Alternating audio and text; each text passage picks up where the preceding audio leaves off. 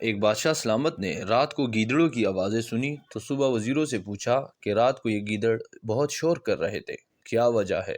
اس وقت کے وزیر بہت عقل مند ہوتے تھے، انہوں نے کہا، جناب، کھانے پینے کی چیزوں کی کمی ہوگی، اس لیے فریاد کر رہے ہیں۔ تو حاکم وقت نے آرڈر دیا کہ ان کا بندوبست کیا جائے۔ وزیر صاحب نے کچھ مال گھر بھجوا دیا اور کچھ رشتہ داروں کو اور دوستوں میں تقسیم کیا۔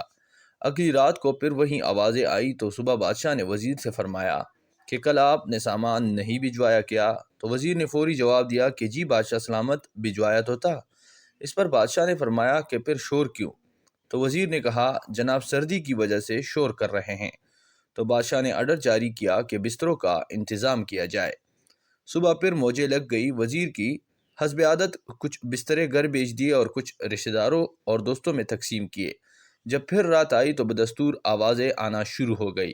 تو بادشاہ کو غصہ آیا اور اسی وقت وزیر کو طلب کیا کہ کیا بستروں کا انتظام نہیں کیا گیا؟ تو وزیر نے کہا کہ جناب وہ سب کچھ ہو گیا ہے۔ تو بادشاہ نے فرمایا کہ پھر یہ شور کیوں؟ تو وزیر نے اب بادشاہ کو تو مطمئن کرنا ہی تھا اور اوکے کی رپورٹ بھی دینی تھی، تو باہر گیا کہ پتہ کر کے آتا ہوں۔ جب واپس آیا تو مسکراہٹ لبوں پر سجائے آداب عرض کیا کہ بادشاہ سلامت، یہ شور نہیں کر رہے بلکہ آپ کا شکریہ ادا کر رہے ہیں اور روزانہ کرتے رہیں گے۔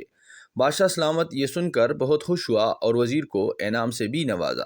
اب یہی حال ہمارے ملک کا بھی ہے، ملازمین اور عوام مہنگائی سے پریشان ہے، مگر یہاں رپورٹ سب اوکے دی جا رہی ہے اور بادشاہ سلامت بھی خوش ہے۔